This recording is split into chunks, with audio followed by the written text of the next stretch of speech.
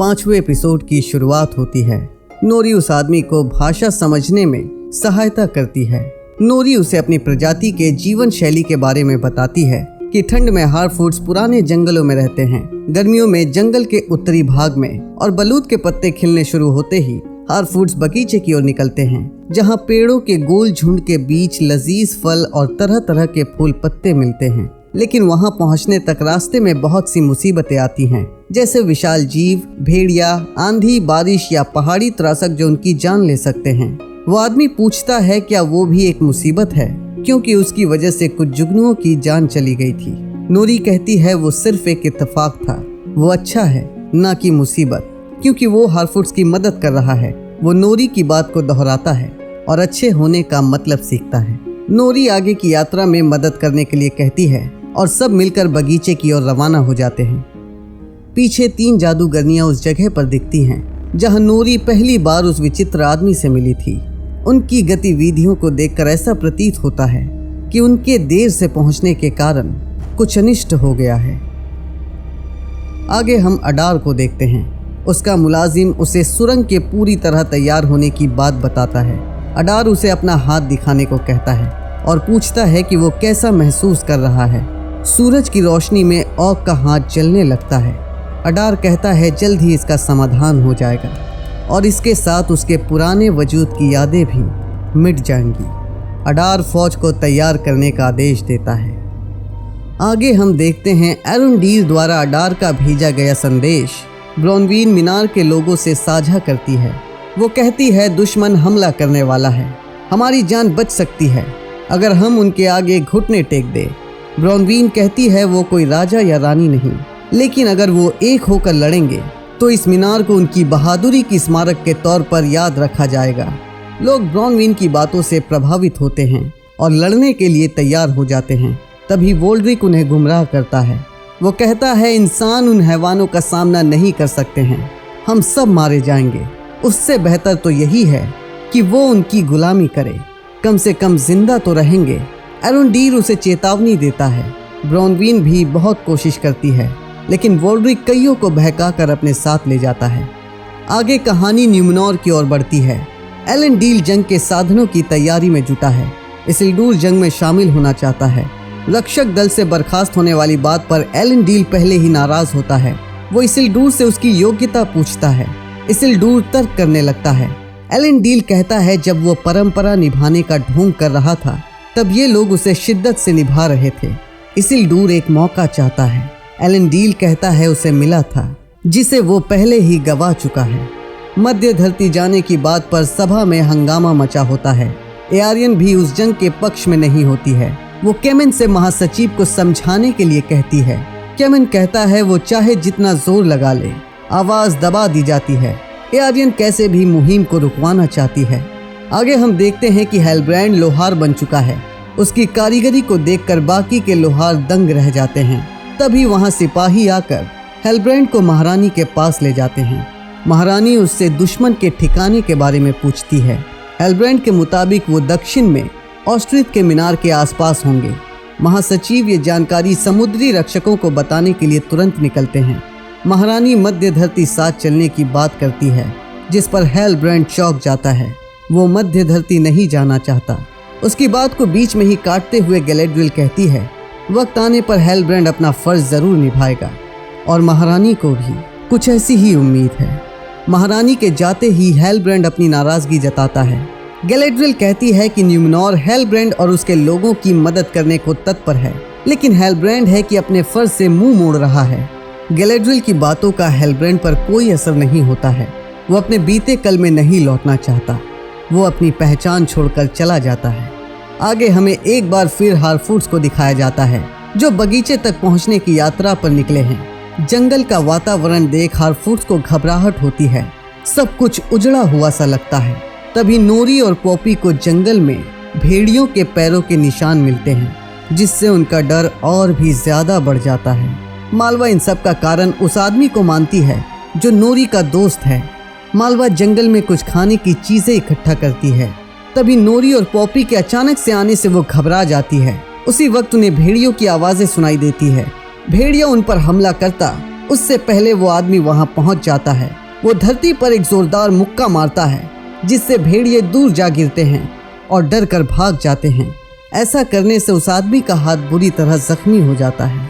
आगे हम न्यूमेनॉर के योद्धाओं को जंग का अभ्यास करते हुए देखते हैं। गैलेड्रियल उन्हें ऑक्स को मारने का सही तरीका बताती है। वहीं केमन महासचिव से मुहिम को स्थगित करने की याचना करता है। महासचिव कहते हैं ऐसा करना बेवकूफ़ी होगी। केमन जानना चाहता है कि जंग रोकना बेवकूफ़ी कैसे हो सकती है। क्या वो फिर से एल्व्स के गुलाम बनना चाहते हैं? महासचिव केमन को इस जंग से होने वाले फायदे बताते हैं। वो मध्य धरती को बचाकर वहाँ ऐसा राजा नियुक्त करेंगे जो उनके एहसानों तले दबा हो। जंगल, धातु, व्यापार सब में वृद्धि होगी। इसलिए चाहे कुछ भी हो जाए, महासचिव ये मुहिम किसी हाल में नहीं रुकने देंगे और केमन को भी ऐसा ना करने की सलाह देते हैं। महारानी मिरियल अपने पिता को बताती हैं जो वो हमेशा करना चाहते थे वो आज होने जा रहा है। न्यूमेनॉर एल्व्स के साथ संधि करने जा रहा है। वो मध्य धरती जा रही हैं। महाराज मिरियल को मध्य धरती ना जाने की सलाह देते हैं क्योंकि वहाँ उन्हें मिलेगा सिर्फ अंधकार। कहानी के अगले पड़ाव में हम नोरी और उस विचित्र आदमी को देखते हैं। नोरी उसके जख्मों के लिए लेप बनाकर लाती है। वो आदमी कुछ मंत्रों का उच्चारण करता है। उसके हाथ पर बर्फ की परत जमने लगती है। नोरी को ये सब अजीब लगता है। वो उसे रोकने की कोशिश करती है पर नोरी उस मंत्र से जुड़ जाती है। मंत्रों के समाप्त होते ही वो झटका खाकर दूर जा गिरती है। उसे कुछ दृश्य दिखाई दिए थे, शायद उस आदमी की सच्चाई की एक झलक। वो आदमी जैसे ही उसके करीब आता है, नोरी डरकर भाग जाती है और वो आदमी अपने जख्म ठीक होता देख एक नई ताकत महसूस करता है। कहानी लिंडन की ओर मुड़ती है जहां ड्यूरिन एल्व्स के बीच दावत उड़ा रहा है। गिलगैलेड खाजा-दुम को बोनो का सबसे शांति प्रिय सल्तनत मानते हैं पर उनकी भट्टियों से उठती लौ कौले देवता की चमक से भी ज्यादा तेज है। वो जानना चाहते हैं कि उन्हें ऐसा क्या मिला है जिससे वो इतने समृद्ध हो गए हैं। ड्यूरिन भी शब्दों का पलटवार करता है। वो पूछता है कि उन्हें ये धातु कहाँ से मिला, क्योंकि ये धातु दुनिया के कुछ खदानों में ही पाई जाती हैं जो सिर्फ बौने ढूंढ सकते हैं। ये धातु बौनों के लिए बेशकीमती है क्योंकि वो इस धातु का इस्तेमाल पूर्वजों के स्मारक या मकबरों जैसे पवित्र उद्देश्यों के लिए करते हैं। गिलगैलेड इस हरकत के लिए माफ़ी मांगते हैं और उस धातु को ड्यूरिन के हवाले करने का वादा करते हैं ताकि उस धातु का असली सम्मान हो सके। ड्यूरिन गिलगैलेड के दरिया दिली से प्रसन्न होता है और दो प्रजातियों के बीच दोस्ती का जाम लगाता है। गिलगैलेड एल्रोंड से अकेले में बौनों की खोज के बारे में पूछते हैं जो एल्रोंड बताने से इनकार कर देता है। गिलगैलेड एल्व्स प्रजाति के विनाश की ओर बढ़ने की सच्चाई बयां करते हैं जो इस वृक्ष की तरह धीरे धीरे सड़ रहा है। गिलगैलेड फिर पूछते हैं क्या बौनों को वो धातु मिला है जो उनके विनाश को रोक सकता है। एल्रोंड शपथ से बंधा है। उसने ड्यूरिन को वचन दिया है वो अपना पवित्र शपथ नहीं तोड़ सकता। एल्व्स के साथ दुनिया की सारी प्रजातियों का नाश हो जाएगा और हर तरफ अंधकार छा जाएगा। ये जानकर कि एल्रोंड तब भी अपना शपथ नहीं तोड़ेगा, गिलगैलेड निराश होकर चले जाते हैं। अब कहानी न्यूमेनॉर की ओर बढ़ती है। जंग पर जाने से पहले योद्धा जश्न मना रहे होते हैं। दूर खड़े इसिल्डूर को देखकर वेलेंडीर उसके पास जाता है। इसिल्डूर अपनी गलती के लिए माफी मांगता है। वेलेंडीर कहता है वो माफी अपने मतलब के लिए मांग रहा है ताकि वेलेंडीर उसे मुहिम में शामिल कर ले। इसिल्डूर वेलेंडीर से सहमत होता है और दिल से माफी मांगता है। वेलेंडीर उसे 2 घुसे मारकर हिसाब चुकता कर लेता है और माफ कर देता है, पर इसिल्डूर को मुहिम में शामिल करके वो कोई जोखिम नहीं उठाना चाहता है।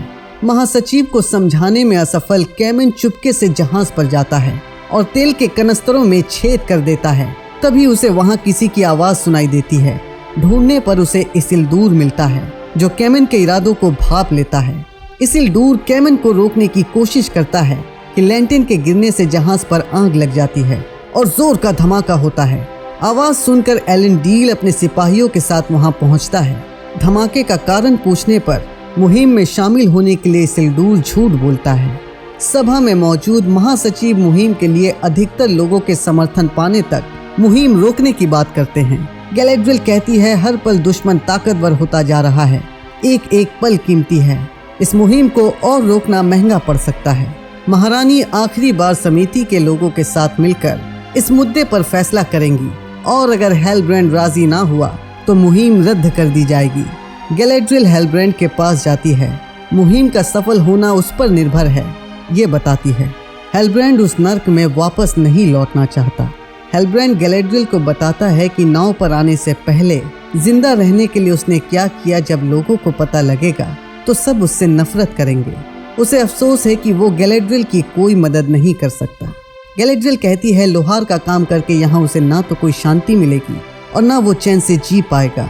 उसका फर्ज ही उसे सही दिशा दिखा सकता है और मध्य धरती को बचाकर ही उसे असली शांति मिलेगी। आगे हम मीनार से निकले इंसानों को अडार के सामने समर्पण करते हुए देखते हैं। वोल्ड्रिक सारोन की खिदमत करना चाहता है, उसकी गुलामी का शपथ लेता है। अडार वोल्ड्रिक को गले से पकड़कर घसीटता है, उसकी ओर एक चाकू फेंकता है और कहता है कि शपथ खून मांगती है। अपनी वफादारी साबित करने के लिए वोल्ड्रिक खून बहाने को भी तैयार हो जाता है। मीनार में एरुंडीर थियो को निशाना ठीक से साधने का सीख देता है। थियो इस मेहरबानी की वजह पूछता है, जबकि एल्व्स ने हमेशा इंसानों पर नजर रखा, उन पर शक किया। एरुंडीर कहता है इंसानों की जासूसी करके ही उसे उनकी अच्छाई का पता लगा। अब तक के व्यवहार से थियो एरुंडीर को परख लेता है। थियो एरुंडीर को वो तिलस्मी टुकड़ा दिखाता है जो असल में एक चाबी है, जिसे इंसानों को गुलाम बनाने के लिए प्राचीन तंत्र से बनाई गई थी। पर वो किस चीज की चाबी है ये तो एरुंडीर को भी नहीं पता। पता है तो बस इतना कि दुश्मन को जिस चीज की तलाश है वो उनके पास है, यानी वो तिलस्मी टुकड़ा जिसे हासिल करने के लिए दुश्मन आज रात ही हमला कर सकते हैं। और यकीनन अडार ऑर्क्स की बड़ी संख्या के साथ मीनार पर हमला करने के लिए निकलता है। कहानी वापस लिंडन की ओर मुड़ती है। एल्रोंड पहेलियों में अपनी परेशानी का विस्तार करता है। आखिर बात क्या है, ड्यूरिन साफ लफ्जों में बताने के लिए कहता है। एल्रोंड खाजा-डूम आने की असली वजह बताता है, जिसके बारे में उसे खुद पता नहीं था। वजह थी वो नायाब धातु जो ड्यूरिन ने उसे दोस्ती की निशानी के रूप में दिया था।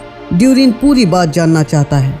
एल्रोंड कहता है उस धातु के बिना एल्व्स को वसंत तक मध्य धरती छोड़नी पड़ेगी, वरना वो सब विलुप्त हो जाएंगे।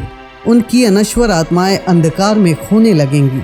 एल्व्स धीरे धीरे खोखले होकर परछाई बनकर रह जाएंगे, जिसे समय का सागर बहाकर दूर ले जाएगा। ड्यूरिन पूछता है क्या पूरी एल्व्स प्रजाति का भविष्य उसके हाथों में है। एल्रोंड हाँ कहता है, पूरी एल्व्स प्रजाति की किस्मत अब ड्यूरिन के हाथों में है। ड्यूरिन एल्रोंड की मदद करने के लिए तैयार हो जाता है, पर उससे पहले उसे अपने पिता को मनाने की तरकीब ढूंढनी होगी। कहानी एक बार फिर न्यूमेनोर की ओर बढ़ती है। मुहिम मध्य धरती के लिए तैयार होती है और हेलब्रेंड भी। एआरियन इसिल्डूर को रोकना तो चाहती है, पर अफसोस कि वो कुछ कर नहीं सकती। जंग के लिए तैयार होकर गैलेड्रियल जहाज पर आती है और हेलब्रेंड का साथ पाने के लिए उसका धन्यवाद करती है और मुहिम मध्य भूमि के लिए रवाना होती है। और इसी के साथ इस एपिसोड का अंत हो जाता है।